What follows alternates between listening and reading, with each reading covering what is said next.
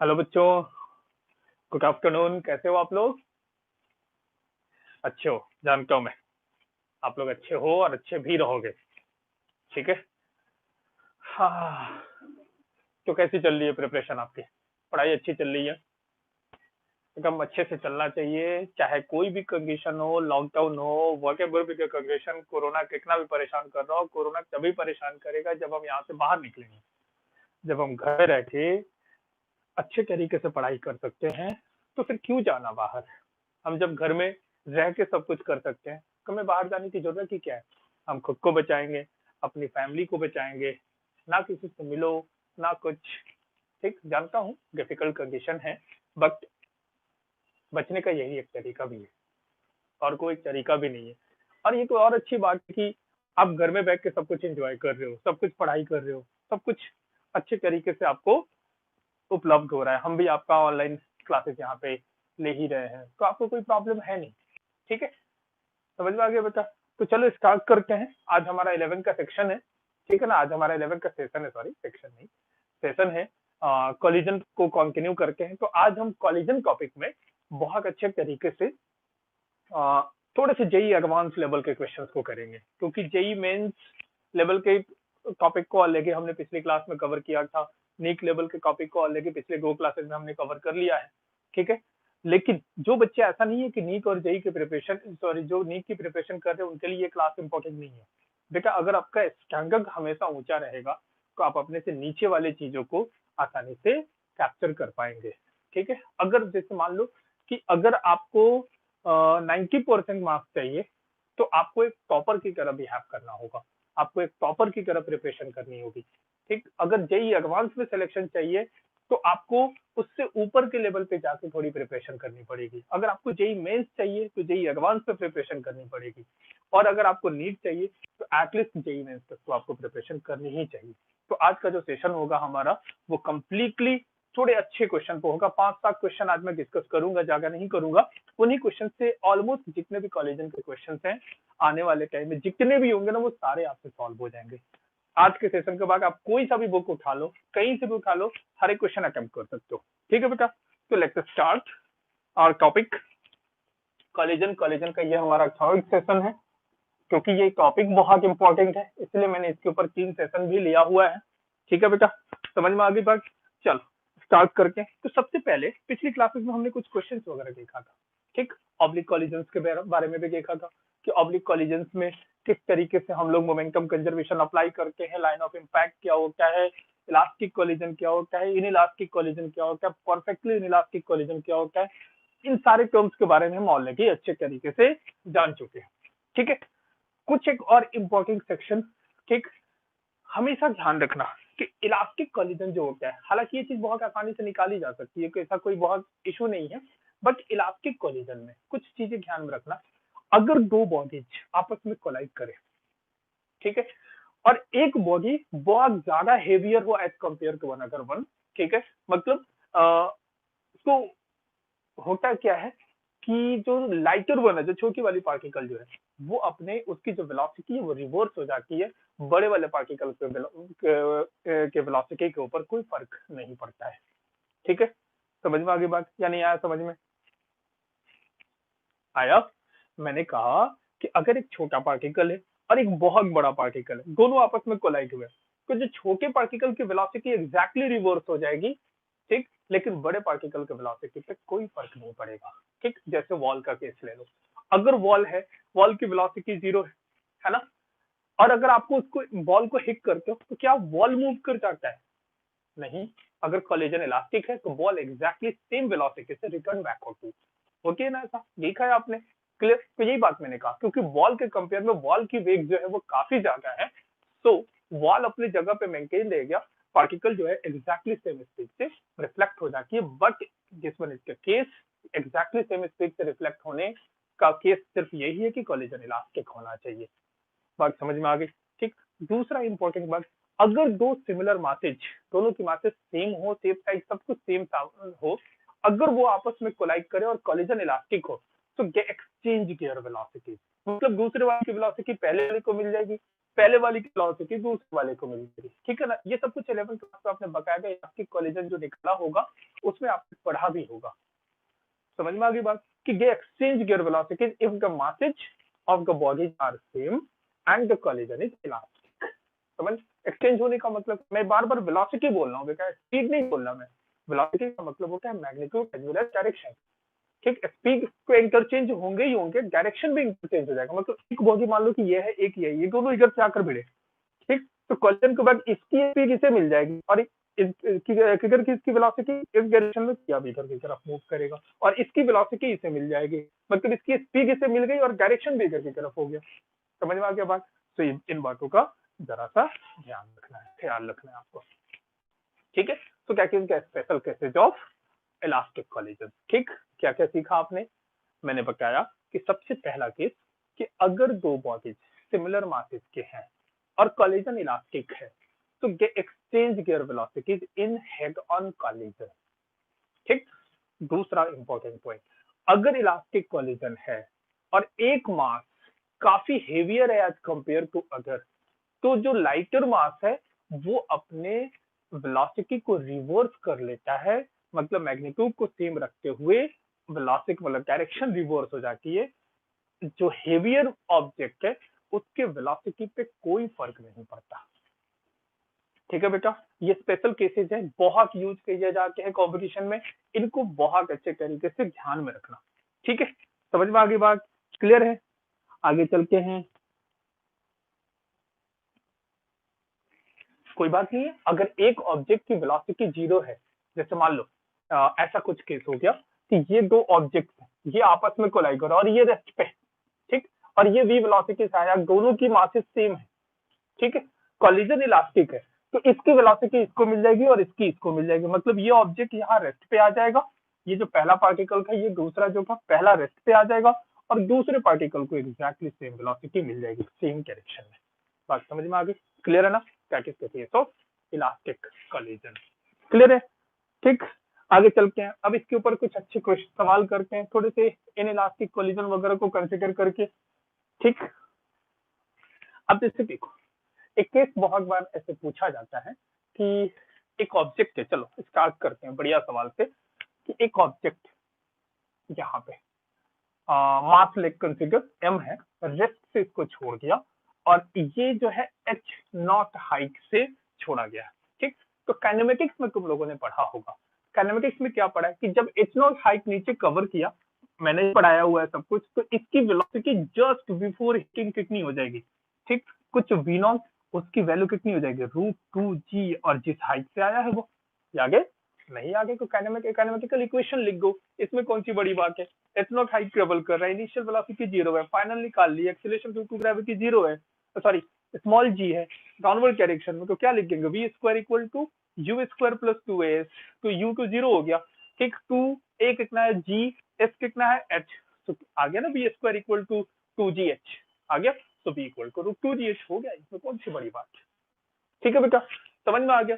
इतनी स्पीड से यहाँ पे हिट करेगा, अच्छा यहाँ से चलकर यहाँ आने में उसको टाइम कितना लगेगा, ये आगे √2h/g ऐसे लिख के ना, तो h पे h नॉट है, ये भी निकाल सकते हो, ये कौन सी बड़ी बात है बेटा। s is equal to ut plus half a की स्क्वायर, ठीक, s h गिवन है, u 0 है, हाफ g की स्क्वायर, तो की कितना हो गया 2h/t अंडर ऑफ रूट, हो गया, क्वेश्चन सॉल्व हो गया, ठीक है। मतलब जितने टाइम में यहाँ पे आएगा वो टाइम ये है, तो इसको t नॉट मान लेता हूँ मैं, क्लियर। जिस स्पीड से इसको हिट करेगा वो इतनी है, ठीक, समझ में आ गई बात। अब सोचो, देखो मैं यहीं पे नहीं बनाऊंगा, थोड़ा अलग अलग करके बनाऊंगा ताकि आपका डायग्राम क्लियर रहे, ठीक। अब जैसे मान लो कि एक ऑब्जेक्ट को हम छोड़े और कोलिजन इलास्टिक है, तब तो वो ऑब्जेक्ट एग्जैक्टली जिस हाइट से छोड़ोगे उस हाइट तक पहुंच जाएगा, क्यों, क्योंकि जितने स्पीड से यहाँ पे हिट करेगा उतनी स्पीड अपोजिट डायरेक्शन में ये गेन भी कर लेगा, तो फिर उसी हाइट पे पहुंचेगा, और कॉन्टिन्यूअस अगर इलास्टिक कोलिजन है तो उसी हाइट पे मेंटेन रह के अप एंड डाउन मोशन करता रहेगा इनफाइनाइट टाइम तक, ठीक है, समझ में आ गई बात, क्लियर है। लेकिन मैं यहाँ पे कंसिडर कर रहा हूँ कि ये इन इलास्टिक कोलिजन है and the coefficient of restitution is e, ठीक, आपको पता है कोएफिशिएंट ऑफ रेस्टिट्यूशन की वैल्यू 0 एंड 1 के बीच में कुछ भी हो सकता है, वो तो गिवन होगा, क्वेश्चन गिवन होगा, तो e की वैल्यू आपको पता होगी, ठीक है बेटा। आगे चलते हैं। अब जैसे मान लो अगर मैं तुमसे पूछूं कि हिट करने के जस्ट बाद जब ये ऑब्जेक्ट यहाँ से रिटर्न हुआ होगा, अब मैं इसी के ऊपर बनाऊंगा तो गंदा लगेगा, तो इसलिए मैंने थोड़ा साइड में बनाया है, तो इसकी स्पीड कितनी हो जाएगी वी गैस, बता दो। बहुत आसान है, बहुत आसान है, पिछली क्लास में किया हुआ है, याद करो। देखो तो इसकी मोमेंटम किस डायरेक्शन में, डाउनवर्ड। इसका मोमेंटम क्या कह रहा है, ऊपर की तरफ। जो कॉलिजन हो रहा है तो ये हो गया कॉमन नॉर्मल का डायरेक्शन। तो याद है ना काफी, इसका मोमेंटम कभी भी ये वॉल है, ये वॉल रेस्ट पे है, ठीक। तो याद करो पिछले क्लास में मैंने बताया था कि वॉल जब रेस्ट पे हो और ये ऑब्जेक्ट हिट कर रहा हो तो momentum of the system conserve नहीं होगा, क्योंकि जितना फोर्स ये इसके ऊपर लगाएगा कोई ना कोई होगा जो कि इस वॉल को रेस्ट पे रखने के लिए उतना फोर्स अपोजिट डायरेक्शन में लगा रहा होगा। तो एक्सटर्नल फोर्स जीरो नहीं है, तो मोमेंटम का हम यहाँ पे कंजर्व नहीं करेंगे। हाँ, कोएफिशिएंट ऑफ रेस्टिट्यूशन लिख लो। तो कोएफिशिएंट ऑफ रेस्टिट्यूशन कितना हो जाएगा बेटा, क्या होता है बताओ तो। रिलेटिव वेलोसिटी ऑफ सेपरेशन, तो सेपरेशन आप फिर कॉलिजन लिखते हैं, वो कितना है, तो वी क्या, या वी ले लो, डिवाइडेड बाय कितने स्पीड से हिट हुआ, वी नॉट से। क्लियर। तो वी देखो कितना आ गया, ई वी नॉट। इतनी बात समझ में आ गई इससे, क्योंकि ई की वैल्यू तो 1 से कम होती है, 0 से 1 0 के बीच में होता है, तो ये कुछ फैक्टर से डिक्रीज होगा, ठीक। तो अब वो कितना हाइट ऊपर केवल नहीं करेगा, ठीक। अब कितना हाइट ऊपर जाएगा बेटा, अगर मैं आपसे पूछ दूं कि कितना ऊपर कर दिया, तो ये निकालने के लिए हमें क्या करना पड़ेगा, यहाँ पे वेलोसिटी को जीरो कर देना पड़ेगा, है ना। जो हाईएस्ट पॉइंट पे वेलोसिटी जीरो हो जाए तभी को हम निकालेंगे मैक्सिमम हाइट। क्लियर है यहाँ पे। तो इसको वी गैस कर देता हूँ, यहाँ पे वी लिख दिया, तो ये वी गैस आ गया हमारा। क्लियर। तो ये क्या फाइंड कर सकते हो कि कितना ऊपर गया, बहुत आसान है बेटा। याद करो, एक ऑब्जेक्ट को नीचे से अगर यू स्पीड से फेंके तो कितना ऊपर जाता है, यू स्क्वायर बाई 2g। याद करो, याद करो, सब पता है, काइनेमेटिक्स में पढ़ा है हम लोगों ने, ठीक है ना। यू स्क्वायर अपॉन 2g, और कितना टाइम लगता है ऊपर जाने में, यू अपॉन जी। अगर नहीं आगे तो काइनेमेटिक्स वाली इक्वेशंस को लिखो, सारे सॉल्व हो जाएंगे, ठीक। बट याद होना चाहिए आपको, ठीक, बहुत इंपॉर्टेंट है। आप एग्जामिनेशन में ये बार बार गहराई थोड़ी करोगे, 1 मिनट का तो टाइम मिलता है बेटा, ठीक। 1 मिनट के समय में क्या मतलब क्या कर लेंगे हम, वो गहराई भी कर ले और क्वेश्चन भी सॉल्व कर ले। हाँ, यही एडवांस होगा कि मैं मान लूंगा कि 2 3 4 मिनट का टाइम आपको मिल जाएगा, ठीक है। तो चलो ठीक है, उसमें कर सकते हैं, लेकिन फिलहाल अगर याद हो तो हमारे लिए प्रेफरेबल है बेटा। ऐसा कोई बहुत बड़ा इशू नहीं है कि याद ना हो, ठीक है। तो कितना ऊपर जाएगा ये, कि you square by 2g। You क्या होता है, जिस स्पीड से आपने फेंका, कितने स्पीड से फेंका, वी गैस से। तो ये वाली हाइट जो होगी, ये h1 जो है वो कितना आ जाएगा, कितने स्पीड से फेंका आपने, डिवाइडेड बाई 2g। तो अच्छा ये स्पीड बताओ, देखो ये है, तो e square v not square upon 2g, इतना हाइट ऊपर जाएगा। अच्छा कितना टाइम लगेगा इसको कवर करने में, t1, क्या बोलेंगे, u divided by g that is equal to e v not by g. बात समझ में आ रहा है, क्लियर है बेटा, ठीक है। सोचो अब होगा क्या, कि ये बेचारा यहाँ से ऊपर जाएगा, फिर ऊपर से नीचे गिरेगा, नीचे गिरेगा तो यहाँ पे आके आके फिर से उसकी वेलोसिटी कितनी हो जाएगी नीचे की तरफ, वी गैस, क्योंकि जितने से ऊपर गया था, याद है ना, मैंने काइनेमेटिक्स में बताया था आपको कि on the same horizontal level motion अगर ग्रेविटी हो तो वेलोसिटी सॉरी स्पीड सेम होती है, डायरेक्शन रिवर्स हो जाता है। देखो जितने स्पीड से ऊपर जाएगा सेम लेवल है ना, उतने से नीचे की तरफ आ रहा होगा। तो अब बताओ जितने से यहाँ पे हिट होगा, अब कितने से रिफ्लेक्ट बैक होगा यहाँ से, बताना जरा। ये वी डबल गैस अगर मैं बोलूं कितने से रिफ्लेक्ट होगा, फिर से हम लिख देंगे ये वाला पार्ट, ठीक। कोएफिशिएंट ऑफ रेस्टिट्यूशन इस वाले पार्ट के लिए लिख रहा हूं मैं, इज इक्वल टू कितना आ जाए, कितने से हिट हुआ, वी गैस गया कितने से, तो relative velocity of separation by relative velocity of approach. तो v double gas is equal to e times v gas. V gas कितना था, कहीं निकाला था हमने, निकाला था ये रहा, तो ये हो गया ई स्क्वायर वी नॉट। क्लियर है बेटा, कितने स्पीड से ऊपर जाएगा, तो अब ये कितना हाइट ट्रेवल करेगा, अब कहीं यहां तक पहुंचेगा, पहुंचेगा ना। तो फिर मैं उसके लिए क्या लिखूंगा कि H2 कितना है, यहाँ देखो कितने से ऊपर गया, वी डबल गैस से, तो मैं लिखूंगा v double gas square upon 2g which is equal to v double gas कितना है, देखो को E4 we not square by 2g। कितना टाइम लगा ऊपर जाने में, बता दो जरा। देखो यहाँ पे क्या होता है, वी गैस क्या लिखते हैं, तो वी डबल गैस के बाद एक बाई जी। क्लियर। तो कितना आ जाएगा, बोलो बोलो जल्दी से, क्विक क्विक। देखो यहाँ पे ई स्क्वायर वी नॉट बाई जी, इतना टाइम लगा यहाँ से ऊपर जाने में, फिर आएगा एंड ये इस टाइप का चल के जाएगा, धीरे धीरे धीरे धीरे जाकर वो आफ्टर अ लॉन्ग टाइम रुक जाएगा फाइनली, ठीक। तो क्या ये पूरी कहानी समझ में आई आपको, ठीक। तो आपसे किसी भी लेवल, देखो पहले कोलिजन के बाद वेलोसिटी कितनी है, कहा गया ई टाइम्स वी नॉट, दूसरे कोलिजन के बाद ई स्क्वायर वी नॉट, तीसरे के बाद क्या हो जाएगा ई क्यूब वी नॉट, चौथे के बाद e 4 v not and so on, n collision के बाद e to the power n v not. और वी नॉट क्या है, जिकनेस यहाँ पे हिट हुआ था दैट इज रूट 2g/h0। समझ में आ रहा है? अब ये बताओ पहले कोलिजन के बाद कितना टाइम लगा इसको ऊपर जाने में, बता दो। ये टाइम कितना लगा है, देखो यहाँ पे ई टाइम्स v0/g। ठीक, कितना हाई ट्रेवल किया पहले कोलिजन के बाद, तो ई स्क्वायर v0²/2g। समझ आ गई बात ना? ठीक है, हाइट जो है स्क्वायर है, पहले ये कितना था h0, अब देखो ये कितना, देखो ये v0²/2g जो है ना वो h0 की तो है। समझ में आ गई बात?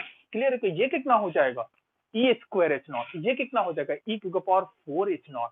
और देखो मतलब जो हाइट लेवल हो रहा है जो, वो एक्चुअली e⁴2n। तो मैं अगर ऐसे बोलूं कि NH कोलिजन के बाद कितना हो जाएगा, तो e⁴2n इंटू क्या लिख देंगे हम लोग, e⁴2n इंटू v0²/2g। समझ में आ गई बात ना? और v0²/2g लिख के हम इसको सीधा हम h0 लिख सकते हैं। तो e⁴, देख लो ना, देखो n को 1 रखो पहले कोलिजन के बाद, तो e²h0 देखो ये था। दूसरे कोलिजन के बाद देखो ये क्या e4, तो n को 2 रखो तो e⁴h0 एंड सो ऑन चलता जाएगा। टाइम कितना लगेगा nth कोलिजन के बाद, बता दो, e⁴nh0, है ना, मतलब ऊपर जाने में। ठीक, लेकिन अगर मैं ये पूछूं कि लगातार 2 कोलिजन के बीच में टाइम बताओ, देखो पहला कोलिजन यहाँ हुआ, दूसरा कोलिजन यहाँ हुआ ना, तो उतने में पहले कोलिजन के बाद ऊपर गया, फिर नीचे आया, तो वो तो डबल हो गया ना। देखो जितने टाइम में ऊपर गया उतने से नीचे आया, तो कितना लिख देंगे हम लोग यहाँ पे, मैं अगर लिखूं टाइम बिटवीन 2 सक्सेसिव कोलिजन, ठीक है, ये कितना आ जाएगा बताओ तो, ये 2 टाइम्स आ जाएगा। क्यों 2 टाइम्स लिखा है, ये बात समझ में आई ना? अगर वो सिर्फ ये पूछता कि पहले कोलिजन के बाद अपने मैक्सिमम हाइट पे पहुंचने में कितना टाइम लगा, तो वो ये रहा। ठीक, सिंपल ई इंटू क्या लिखेंगे, कितना था हमारा, यही था ना time, e into v0/g which is equal to t0, e times t0।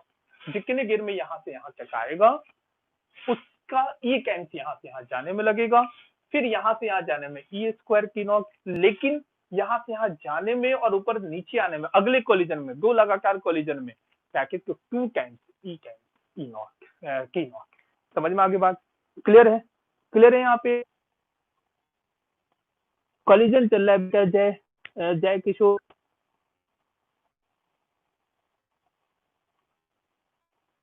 Thanks बेटा, जय हो, थैंक्स। हो गया बेटा, इतनी बात समझ में आ गई? तो ये पूरी कहानी जो समझ में आ गई है, मैं इसको अब, अच्छा देखो अक्सर बच्चे कंफ्यूज हो जाते हैं। यहाँ पे v0 देखो, मैंने बोला यहाँ पे ये h0 कैसे आ गया, देखो v0 की वैल्यू को प्लेस कर दो √2gh0, देखो ये आ गया, तो ये कितना आ जाएगा, ये आ गया 2gh0 डिवाइडेड बाई 2, देखो कहानी गायब हो गई। तो देखो e²h0, यही तो बोला था मैंने, देखो तो यहाँ पे लिखा था e, यहाँ पे देखो e² v0 e⁴2n into h0, ये सब कुछ तो समझ में आ गया है हमें। ठीक है, तो अब हमें इसमें सब कुछ पता है। अब इसमें देखो ये तो हो गया नीट के लेवल पे सवाल, मतलब दूसरे कोलिजन के बाद स्पीड क्या होगी, कितना टाइम लगेगा दूसरे कोलिजन के बाद अपने मैक्सिमम हाइट पहुंचने में, टोटल टाइम कितना लगेगा दूसरे से तीसरे कोलिजन के बीच में, ये सब कुछ आप समझ रहे हो। ठीक है, अब देखो अगर आपसे ये पूछ के, अब इसमें थोड़ा सा मैं जेई लेवल पे चलता हूँ कि जेई लेवल पे क्या सवाल पूछा जाएगा। ठीक है बेटा, ध्यान से देखो, तो जेई लेवल पे आपसे अगर पूछना चाहे तो वो ये बोलेंगे कि एक काम करो, आप बताओ मुझे कि यहाँ से चल के यहाँ जो हिट हुआ है और मतलब यहाँ रेस्ट पे चला गया एंड फाइनली किसी टाइम के बाद वो रेस्ट पे आया होगा, वो टाइम बताओ कितने देर के बाद ये ऑब्जेक्ट फाइनली रेस्ट पे हो गया है। बात समझ में आई सब किसी को? क्वेश्चन क्या पूछा है मैंने कि वो टाइम बताओ जितने देर के बाद ऑब्जेक्ट फाइनली यहाँ ग्राउंड पे आकर रेस्ट पे आ गया है। तो ठीक है, कोई बात नहीं है, हम निकाल लेंगे कि टोटल टाइम कितना लगा। तो सबसे पहले देखो यहाँ से यहाँ आने में टाइम कितना लगा, t0 याद है, t0 कितना आया था, याद करो भाई, यहाँ से यहाँ तक आने में टाइम कितना लग जाएगा 2h/g। तो ये कितना आ गया 2h0/g अंडर ऑफ रूट, यही तो टाइम लगा था हमारा। तो ये t0 हो गया। अब सोचो, देखो ध्यान से देखना, t0 यहाँ से यहाँ आने में, फिर यहाँ से ऊपर जाने में, और फिर यहाँ पे आने में, है ना। तो ये कितना आ जाएगा +2 टाइम्स t1, क्लियर। फिर 2 टाइम्स t2, मतलब यहाँ पे जो हिट हुआ फिर ऊपर जाएगा फिर नीचे आएगा, ठीक। इसी को क्यों बोल रहे हो, क्योंकि डबल हो गया ये, ठीक। And so on up to, लंबा टाइम लगेगा इसलिए मैं इसको इन्फिनिटी ले लेता हूँ, ठीक है। अब इसकी वैल्यू को रखते हैं t1। अच्छा t1 कितना था, याद करो याद करो, यहाँ से यहाँ जाने में कितना टाइम लगा था, याद है ना, e टाइम्स, यहाँ पे बोलो u/g लिखते हैं ना, तो v गैस बाई g, तो v गैस कितना था e टाइम्स v0/g, याद है, ठीक है। तो ये कितना आ जाएगा 2 टाइम्स, क्या लिख देंगे इसको, बोलो बोलो बोलो जल्दी से बोलो भाई, करो सब लोग करो, ये 11 की क्लास है बेटा। टी टाइम्स ये t1 कितना लग गया, बता दो भाई, सब लोग जानते हो t1 कितना लगा है e टाइम्स v0/g, t2 कितना लगा है e स्क्वायर v0/g, यही तो लग रहा था। तो लिखो यहाँ पे 2 times e v0/g plus 2 times e square v0/g and so on, ठीक है।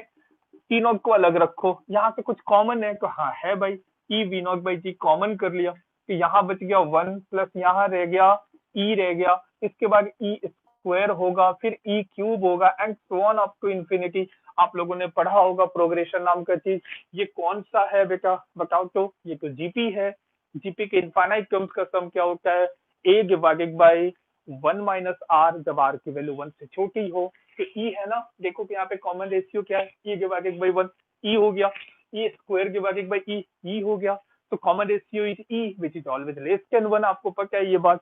तो हम फॉर्मूला क्या अप्लाई कर लेंगे कि t0 प्लस 2e v0/g, ये कितना आ गया बेटा, देखो तो क्या होता है इनफाइनाइट टर्म्स का सम, पहला term a divided by 1 minus r हो गया, तो a कितना है 1, है ना, कितना आ गया। अच्छा t0 की वैल्यू को रख दो, t0 कितना था देखो ये था √2h0/g, उसी तरीके से v0 की वैल्यू को रख दो, ठीक है। कितना आ जाएगा ये बताओ तो, √2h0/g प्लस 2e, अच्छा v0 कितना था √2gh0 divided by g, 1/1 minus c, थोड़ा सा सॉल्व करके इसको, रूट, देखो कि यहाँ पे कुछ कॉमन हो रहा है क्या, देखो √2h0/g, ठीक है ना, देखो एक g और एक g कैंसिल होकर √g रह जाएगा, तो ये पूरा कॉमन आ जाएगा, ठीक, ये पूरा कॉमन आ गया, तो 1 प्लस ये आ गया 2 डिवाइडेड बाई 1 माइनस e, इतना रह गया, सही लिख रहा हूँ क्या, 2e रहेगा ना बेटा, e जो है यहाँ पे, ठीक है। तो ये देखो तो कितना आ गया √2h0/g, ये आ गया 1 माइनस ई प्लस के ऊपर में 1 प्लस ई रह गया 1 माइनस ई, तो this one is the total time taken by the particle to come at finally rest, इतना टाइम लगा होगा फाइनली। बायो वाले बच्चे जितने भी नीट की प्रिपरेशन कर रहे हैं बच्चे, या जेई वाले जो भी बच्चे, जेई मेंस वाले, वो एकदम बिल्कुल इस फॉर्मूले को याद रखें, बहुत काम का है, इतने देर में ये पार्टिकल फाइनली रेस्ट पे आएगा, ठीक है। समझ में आ गई बात, आगे चलते हैं, ये टाइम आ गया, ठीक। अच्छा अगर आपसे ये पूछा जाए कि बता दो एवरेज वेलोसिटी कितनी है, पार्टिकल की एवरेज वेलोसिटी कितनी है, तो जैसे ही मैंने पूछा आपसे कि एवरेज वेलोसिटी, तो दिमाग में तुरंत तुम्हारे दौड़ जाना चाहिए कि व्हाट इज एवरेज वेलोसिटी, क्या होता है बेटा, डिस्प्लेसमेंट अपॉन टाइम टेकन, हो क्या है ना। तो सोचो जरा, यहां से पार्टिकल गिरा, इस पे आया और ऐसे ऐसे उछल उछल के उछल उछल के उछल के फाइनली जीरो हो गया, तो डिस्प्लेसमेंट कितना है, इनिशियल और फाइनल के बीच का सेपरेशन देखो, तो इनिशियल यहाँ था, फाइनल यहीं पे बॉडी रुक गई है, तो यही है ना सेपरेशन, इट्स नॉट, है ना। तो अगर आपसे एवरेज वेलोसिटी पूछ दिया जाए, एवरेज वेलोसिटी, तो वो कितना हो जाएगा, डिस्प्लेसमेंट अपॉन ये रहा टोटल टाइम टेकन, लिख देंगे, क्या दिक्कत आ रहा है इसमें, तो सिंपल,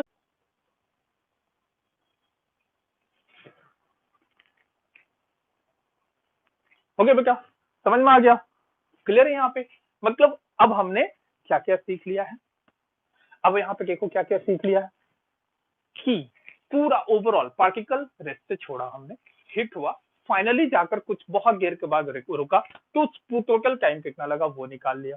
इस टोटल टाइम में कितना डिस्टेंस कवर हुआ वो निकाल लिया हमने, कितना डिस्प्लेसमेंट कवर हुआ वो की h0 है ये भी निकाल लिया, एवरेज स्पीड निकाल ली हमने, एवरेज वेलोसिटी निकाल ली हमने, हमने तो सब कुछ निकाल ही लिया है।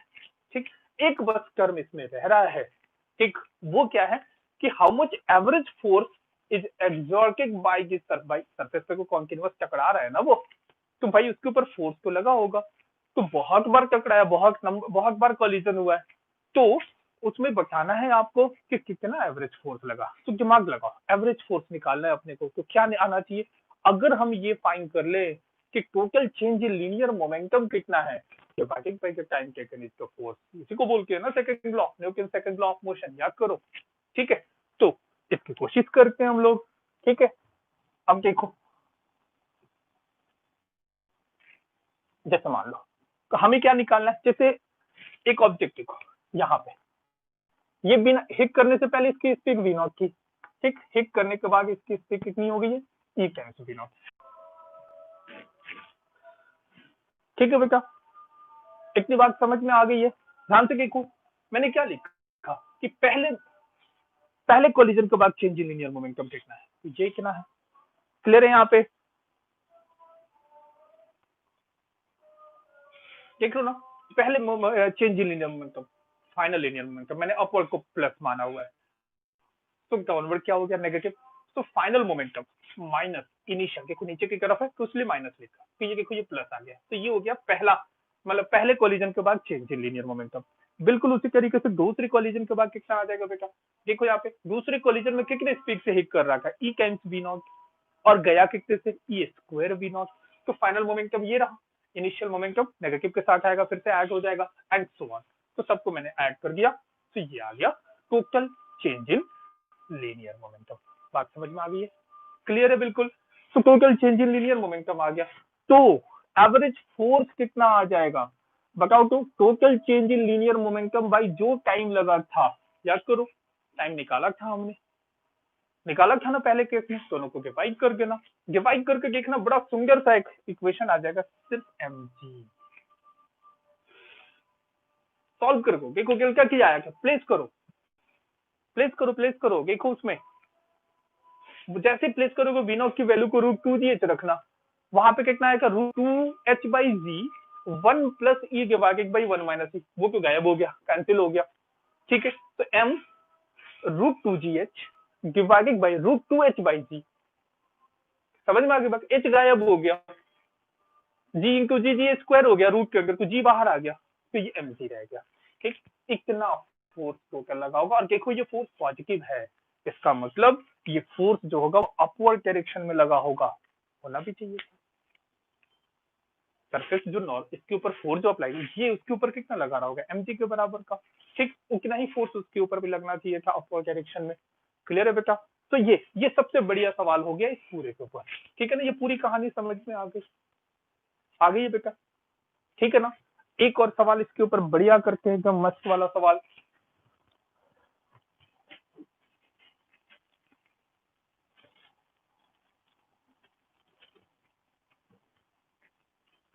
अब देखो क्वेश्चन ये है कि हमने क्या किया, किसी थीटा एंगल पे वी नॉट स्पीड से एक प्रोजेक्टाइल को फेंक दिया, ठीक है ना, उसका मास है m मास का एक पार्टिकल है, उसको वी नॉट स्पीड से थीटा एंगल पे फेंका, तो आपको पता है कैसे जाएगा, वो यहां से चलकर ऐसे आकर हिट हुआ। ठीक, अच्छा याद करो मोशन आपको पढ़ाया था, प्रोजेक्शन पढ़ाया था, प्रोजेक्टाइल मोशन में, ठीक, आपको मैंने बताया था कि यहाँ पे जो स्पीड है, याद करो यहाँ पे वेलोसिटी कितनी है, ये है v नॉट cos थीटा, और ऊपर की तरफ v नॉट sin थीटा, है ना, क्लियर है, इतनी बात समझ में आ रही है। ठीक, तो ये v not cos theta, v not, जिस समय ये हिट होगा, ठीक, इसकी जो वेलोसिटी होगी इस डायरेक्शन में होगी, वो एग्जैक्टली इतना ही एंगल बना रहा होगा, ठीक, क्योंकि सेम हॉरिजॉन्टल लेवल पे वेलोसिटी, यहाँ पे देखो वर्टिकल वेलोसिटी रिवर्स हो गई है, हॉरिजॉन्टल वेलोसिटी तो वही रहा होगा वी नॉट कॉस थीटा, तो इसलिए ये वाला एंगल भी थीटा होगा। ये बात तो हमें पता है अच्छे तरीके से, प्रोजेक्टाइल मोशन में मैंने आपको इस बारे में बताया है, ठीक है ना बेटा, समझ में आ गई बात। तो सवाल ये है कि जो भी, अच्छा देखो इसने जो रेंज कवर किया होगा वो कितना होगा, याद है, याद भी है, कितना होता है 2ux uy डिवाइडेड बाई जी। इसने जो हाइट कवर किया होगा वो 2uy बाई जी, सॉरी सिर्फ uy by g, sorry y square upon g, ठीक है, क्लियर है। टोटल टाइम कितना लगा होगा, टाइम ऑफ फ्लाइट क्या होता है 2uy बाई जी। आगे सब कुछ मैंने प्रोजेक्टाइल मोशन में बताया, अगर नहीं है तो आप प्रीवियस लेक्चर में जाओ प्रोजेक्टाइल मोशन के, उसमें पहले वाले लेक्चर में मैंने सब कुछ बताया हुआ है। तो ये रेंज हो गया, ठीक, ये टाइम ऑफ फ्लाइट, ये मैक्सिमम हाइट हो गया, क्लियर। तो क्वेश्चन ये है, क्वेश्चन ये कह रहा है कि जिस समय यहाँ हिट हुआ, late consider collision is in elastic, collision in elastic है, कोएफिशिएंट ऑफ रेस्टिट्यूशन इज ई, ठीक है बेटा, इतनी बात कही गई है। सो जैसे यहाँ पे हिट हुआ, हिट होने के बाद ये हिट हुआ उस समय कंडीशन, और हिट होने के जस्ट बाद यहाँ से मैं देख रहा हूँ इसकी अच्छा एक चीज बताओ, ये जो कॉलिजन है इन इलास्टिक है, मैंने आप लोग को याद करो ये सरफेस क्या है, स्मूथ सरफेस है। मैंने पिछली क्लास में कॉलिजन के पिछले टॉपिक को बहुत अच्छे तरीके से देखना, मैंने क्या बोला था कि इस डायरेक्शन में कोई फोर्स नहीं है, तो इस डायरेक्शन की वेलोसिटी चेंज नहीं होगी, मोमेंटम कंजर्व होगा ना। जब भी ऑब्लिक कॉलिजन हो तो दो डायरेक्शन में कंजर्वेशन ऑफ मोमेंटम हम अप्लाई करके, क्लियर है बेटा। अब वो दो डायरेक्शन में जो कंजर्वेशन ऑफ मोमेंटम अप्लाई करके है, तो एक डायरेक्शन जो मान लो कि ये है, तो इनिशियल मोमेंटम कितना का m v naught cos theta before hitting, ठीक, आफ्टर हिटिंग भी वही होना चाहिए, क्यों, क्योंकि उस डायरेक्शन में कोई फोर्स है नहीं, क्लियर। आप इस डायरेक्शन में मोमेंटम कंजर्व नहीं कर सकते हैं, क्यों, क्योंकि इस डायरेक्शन में नॉर्मल फोर्स लगा होगा। अभी प्रीवियस क्वेश्चन में किया था, देखो यहाँ पे ये जो है ना, इसके पास दो वेलोसिटी है, वी नॉट कॉस थीटा, और इस डायरेक्शन में हिट होने से पहले वी नॉट साइन थीटा। जब कॉलिजन हो जाएगा, अब देखो नॉर्मल फोर्स को इस डायरेक्शन में लग रहा होगा ना, तो इस डायरेक्शन में आप मोमेंटम कंजर्व नहीं कर सकते, तो लेकिन इस डायरेक्शन में तो कर ही सकते हैं कि इस डायरेक्शन में कोई फोर्स नहीं लगा है, तो हम क्या करेंगे, इस डायरेक्शन में मोमेंटम को कंजर्व करेंगे, तो हमारी वेलोसिटी सेम आ गई, क्योंकि मास तो वही है, ठीक, सॉरी ये कॉस है ना, कॉस थीटा, क्लियर। लेकिन ये वाली जो वेलोसिटी है वो कितनी हो जाएगी, याद करो, अभी ई टाइम्स कितना हो जाएगा, कोएफिशिएंट ऑफ रेस्टिट्यूशन लिखो, रिलेटिव वेलोसिटी ऑफ सेपरेशन, मान लो कि ये v है, divided by relative velocity of approach, वो v नॉट साइन थीटा है ना, तो ये कितना हो गया e times v not sine theta. मतलब अब इसके पास कॉलिजन के बाद जब अगला जो पार्ट ये कवर करेगा वो कुछ ऐसा करेगा, ठीक है, समझ में आ गई बात। तो आपसे पूछा गया कि बताओ ये जो मैक्सिमम हाइट है वो इस वाले के, मतलब कंपेयर करो इसको, ये एच मैक्स है, ये एच मैक्स है, तो इसका कितना पार्ट रहेगा, कम तो हो गया ये पता है हमें, कितने से कम हुआ ये निकालना है, ठीक है। तो मैं इसको एच गैस बोल देता हूँ, इसको एच बोल देता हूँ मैं, क्लियर। अच्छा ये देखो, ये वाली जो वर्टिकल वेलोसिटी है वो ई टाइम्स, देखो इनिशियल वेलोसिटी है ना वी नॉट साइन थीटा, तो इसी को यूवाई बोलते हैं, यही तो हमारा यूवाई है। तो देखो तो ये कितना हो गया ई टाइम्स यूवाई, ठीक, और यूएक्स तो वही का वही है, ठीक। तो ये जो रेंज होगा यहाँ से यहाँ तक आंका है, ये कितना हो जाएगा बताओ, तो फॉर्मूले के अनुसार 2ux uy डिवाइडेड बाई जी, तो यूएक्स तो वही है, यूवाई जो है वो ई टाइम्स हो गया है, इसको मैं ऐसे लिख देता हूँ, ठीक, यहाँ ऐसे लिख देता हूँ डिवाइडेड बाई जी। मतलब जो अब जो रेंज होगा वो ई टाइम्स हो गया है हमारे पुराने रेंज इसके जैसा, देखो यहाँ पे है ना, मतलब रेंज जो है ई टाइम से घट गया है, क्लियर। अच्छा टाइम ऑफ फ्लाइट को देखते हैं, टी गैस वो कितना हो जाएगा 2uy गैस डिवाइडेड बाई जी, uy गैस जो है वो ई टाइम्स uy है, 2 डिवाइडेड बाई जी। अच्छा देखो ये टी गैस कितना आ गया, यही था ना हमारा, ये टी, तो ई टाइम्स टी के बराबर हो गया, देख लो ना यहाँ पे ये भी घट गया, ई की ई तो कम होता है ना, क्लियर। अब मैक्सिमम हाइट देखते हैं, तो एच गैस कितना हो जाएगा, यू वाई गैस के square divided by 2g, u y गैस कितना है तो ये रहा, तो e square u y square upon 2g, तो देखो तो एच गैस जो है वो ई स्क्वायर इंटू एच के, ये क्या था कि ये ई स्क्वायर से डिक्रीज हो गया। समझ में आ गया, हमने कंपेयर कर लिया। ठीक, मतलब एक कोलिजन के बाद इसकी जो हाइट है वो ई स्क्वायर से डिक्रीज हो जाएगी, मतलब इसकी हाइट जो होगी वो ई स्क्वायर ये हाइट होनी चाहिए। रेंज ई टाइम्स जो ओरिजिनल रेंज था वो है हो गया, टाइम ऑफ फ्लाइट भी ई टाइम्स हो गया। समझ में आ गया, इसके बाद भी आप कर सकते हो। ठीक, समझ में आ गई ये बात, बिल्कुल सेम कहानी है, आ गया समझ में। ठीक है, चलो अब देखो एक क्वेश्चन मैं आईआईटी में आया हुआ आप लोगों के सामने डिस्कस करता हूँ। ठीक,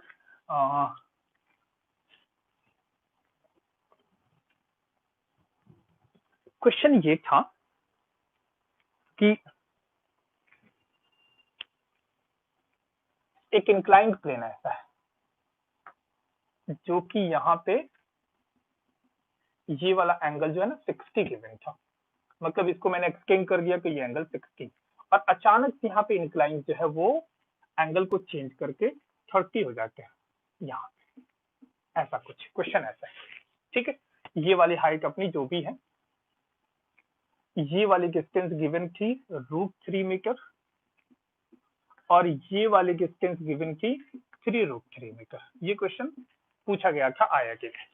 ठीक है बेटा, एक ऑब्जेक्ट को, यहाँ एक ऑब्जेक्ट है स्मॉल मास, मतलब छोटा, उसको कंसिडर करोगे, इसको रेस्ट में छोड़ दिया, सरफेस जो है वो क्या है, स्मूथ सरफेस। क्लियर, ये आएगा कंडीशन का। देखो यहाँ पे हुआ क्या है, मतलब ये जो ऑब्जेक्ट यहाँ से ऐसे इस तरफ जाना चाहिए था, तो यहाँ से आकर इंक्लाइन जो है ना ऐसे हो गया, थोड़ा सा कम स्लोप वाला हो गया, स्लोप डिक्रीज करती है। ठीक, तो उसने पूछा कि यहाँ जो कॉलिजन हुआ है, भाई ये जो अचानक से यहाँ जा रहा था, ये शार्प ऐसे चेंज होगा, तो कॉलिजन सबसे पहले सोचो जरा, कॉलिजन कहाँ पे होगा, ये सबसे बड़ा सवाल है। और कॉलिजन होगा क्यों, ये भी इंपॉर्टेंट है। ठीक, अच्छा ऐसा देखा है कभी भी ऐसा होगा, यहाँ पे अचानक से यहाँ पे आएगा तो यहाँ तक तो नहीं पहुंचेगा, वो यहाँ से उछल के यहाँ पे चला जाएगा। अरे भाई ऐसे इंक्लाइन और अचानक से घूम जाएगा, देखना यहाँ से आकर ना ऑब्जेक्ट उछल जाता है यहाँ से, वो क्या है ना, और यही कारण है कॉलिजन का। ठीक, मतलब कॉलिजन कहीं यहाँ पे नहीं होगा, कॉलिजन कहीं इसके करीब यहाँ पे जाकर होगा, तो यहाँ पे होगा कॉलिजन। समझ में आ गई बात। तो क्वेश्चन ये था कि ये जो कॉलिजन है वो इन इलास्टिक कंसिडर करो, पहला केस था कि consider case first, consider inelastic collision, हाँ perfectly elastic, perfectly inelastic, इसको कंसिडर करो। ठीक है, इस पॉइंट को ए माना गया था, इस पॉइंट को बी और इस पॉइंट को सी। तो उसने बोला कि बी पॉइंट पे जब कॉलिजन के जस्ट बाद बताओ इस ऑब्जेक्ट की स्पीड क्या है। बात समझ में आई, क्लियर है। ठीक है, तो एक काम करते हैं, देखो ये क्वेश्चन बहुत अच्छा क्वेश्चन है, अच्छा नहीं बोलो, अच्छा कह के इस क्वेश्चन की बेइज्जती कर सकते हो, ये बहुत अच्छा क्वेश्चन है, किसको समझोगे। अच्छा एक चीज बताओ, ये देखो 3√3 मीटर है, ये एंगल 30 गिवन है, तो ये कितना हो जाएगा बेटा, ये वाली लेंथ बता दो। आसान है, देखो बेस पता है हमें, हाइपोटेन्यूज को निकालनी है, तो क्या लिख देंगे यहाँ पे, cos of 30 degree is equal to base upon hypotenuse, इसको x लिख देता हूं मैं। अच्छा cos 30 कितना होता है, √3/2, √3 ने √3 को गायब कर दिया, तो x is equal to 6 metre, मतलब ये 6 मीटर आ गया। समझ में आ गई बात। ठीक, अगर इसकी जरूरत होती तो हम कर लेते, अगर मान लो कि ये हाइट निकालना होता। ठीक, अच्छा मुझे मान लो कि ये वाली हाइट मुझे निकालनी है, तो कितनी हो जाएगी, बोलो बोलो जल्दी से।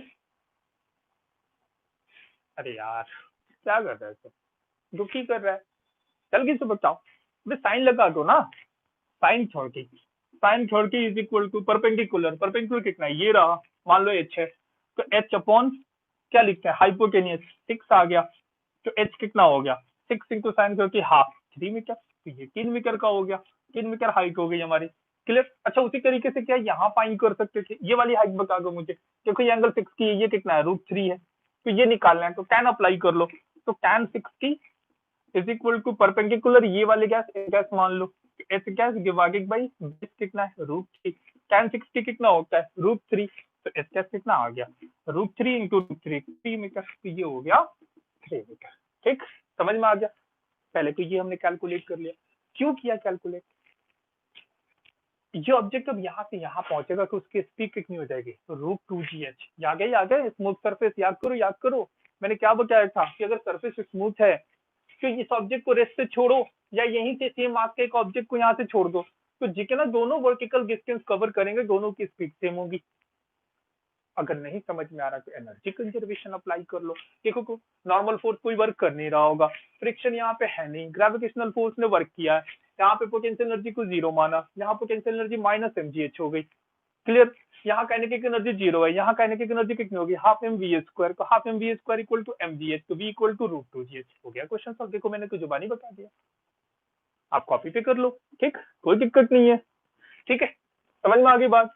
सो यहाँ पे स्पीड मतलब यहाँ हिट करने से पहले इस बी पॉइंट पे जस्ट बिफोर कॉलिजन यहाँ जो इसकी स्पीड है वो कितनी है, √2g, और h कितना है 3g, को 10 कंसीडर कर लिया जाए तो कितना आ जाएगा 60 आ गया ये, तो √60 मीटर पर सेकंड यहाँ स्पीड है।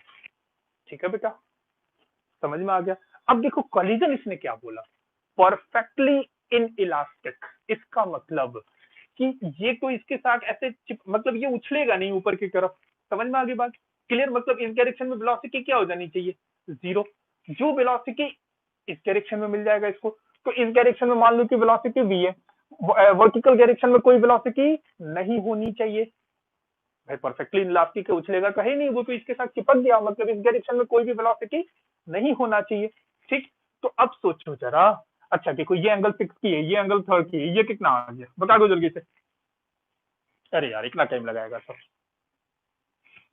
अरे बोलो भाई, ये 6 की, तो ये एंगल कितना है 30, और ये पूरी एंगल कितनी है, देखो ये 30, ये 90 की, ये पूरी एंगल 6 की, एंगल 30 हो गई।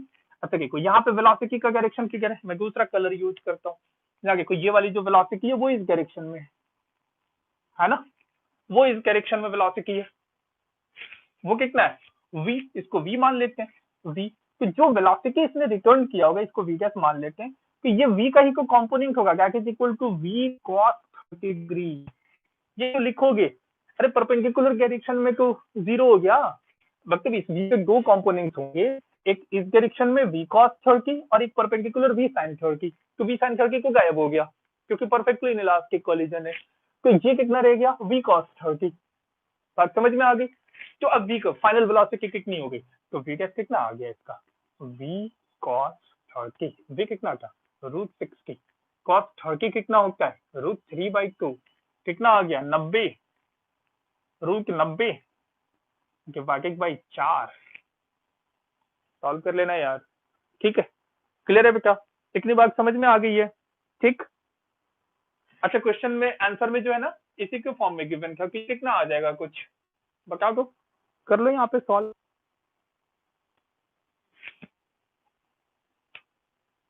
अरे मैंने ही गलत कर दिया यार, 180 है ना ये तो 180 है, 180 डिवाइडेड बाई 4 को क्या कहते हैं √90 मीटर पर सेकंड, √45 हो जाएगा ना, √45, यही था आंसर इसका, ठीक है। मतलब कॉलिजन के जस्ट बाद इतनी स्पीड होगी। अब सब दूसरा देखो, ये पैराग्राफ बेस्ड क्वेश्चन था, ठीक, तो पैराग्राफ का पहला सवाल ये था कि just after collision find the speed, ये बात समझ में आ गई है ना क्यों हुआ, क्लियर है। अब उसने पूछा कि बताओ यहाँ पे सी पे कितनी वेलोसिटी होगी, और ये तो बहुत सिंपल सा सवाल है, एनर्जी कंजर्वेशन है, यहाँ आपको पता है स्पीड, यहाँ पे स्पीड आपको निकालनी है, ये वाली हाइट हमने निकाल ली है, तो हम क्या लिखेंगे, u initial plus k initial equal to u final plus k final, समझ में आ गया, क्लियर है।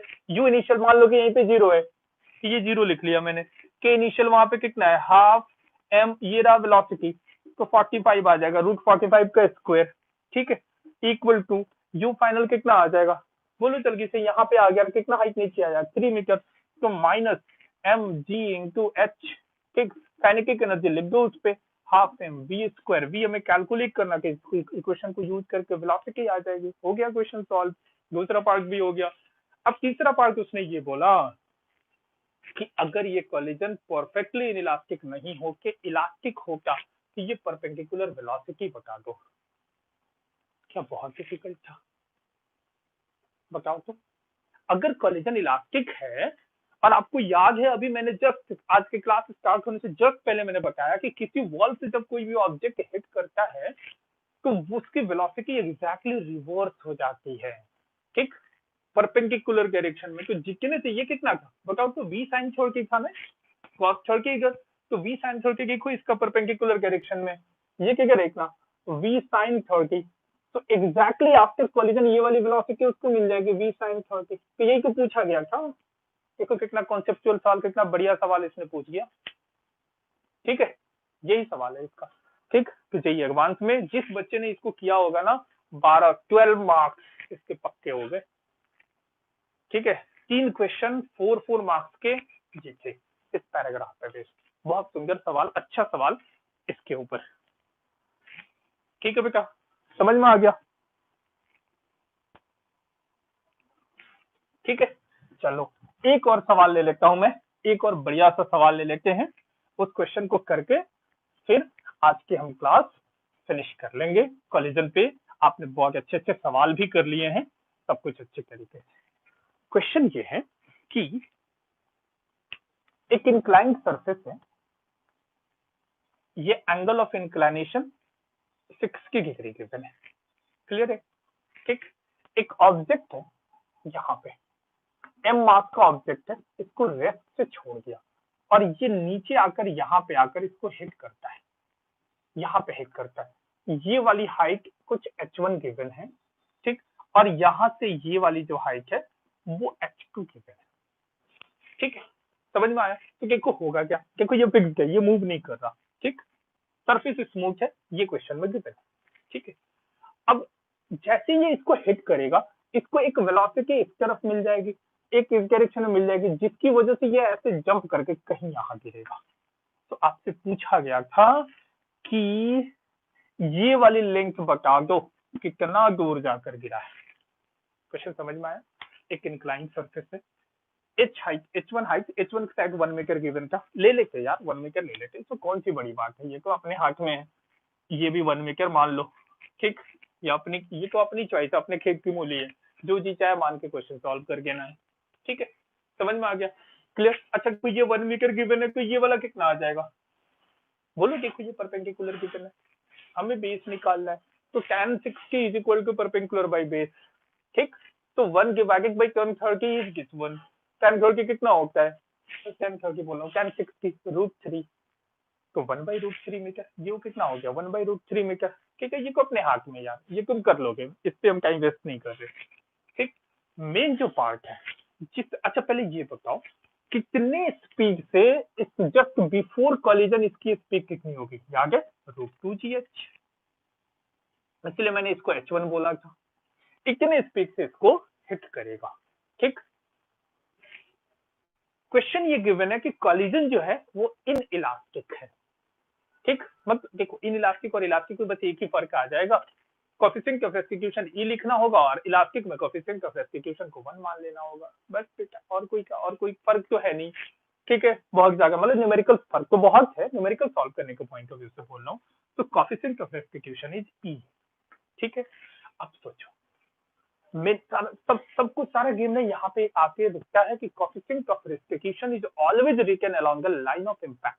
What is line of impact, तो ये जो इंक्लाइन जो प्लेन है इसके ऊपर जब यहाँ आकर वो हिट कर रहा होगा तो इसका परपेंडिकुलर डायरेक्शन कौन सा हो गया, ये हो गया, ठीक। तो ये हुआ लाइन ऑफ इंपैक्ट इसका, ठीक। तो हिट करने से पहले इसकी स्पीड कितनी थी डाउनवर्ड डायरेक्शन में, √2gh है ना, h1, क्लियर। अच्छा एंगल बता सकते हो, देखो देखो बोलो बोलो, ये एंगल कितना है, देखो तो ये एंगल 60 डिग्री है, क्लियर। तो ये 60 को, ये 30 को, ये एंगल 60, क्लियर, बात समझ में आ गया। तो इसको मैं कुछ क्या, मैं v मान लो, इसको v मान लेते हैं, कौन बार बार इतना लिखेगा। तो इस v का ये कंपोनेंट कितना आ गया, v cos 60 और इस डायरेक्शन में v sin 60। क्या मेरी बात समझ में आ गई है, ठीक। अच्छा कैलकुलेशन को और आसान करना है तो मैं इसको 45 ले लेता हूँ, ठीक। बस कैलकुलेशन आसान करने की बात कर रहा हूँ मैं, जो क्वेश्चन में गिवन होगा उसके अकॉर्डिंग ही करना। इससे फायदा क्या हो जाएगा कि sin 45 यहाँ पे v/√2 हो गया और यहाँ पे cos 45 अगेन v/√2 हो गया। मैंने तो जस्ट, ये तो बेटा डाटा है, इनको हम कुछ भी ले सकते हैं, इसमें क्या कौन सी बड़ी बात हो गई है, ठीक है। तो ये v/√2 हो गई, ये भी v/√2 हो गई, क्लियर।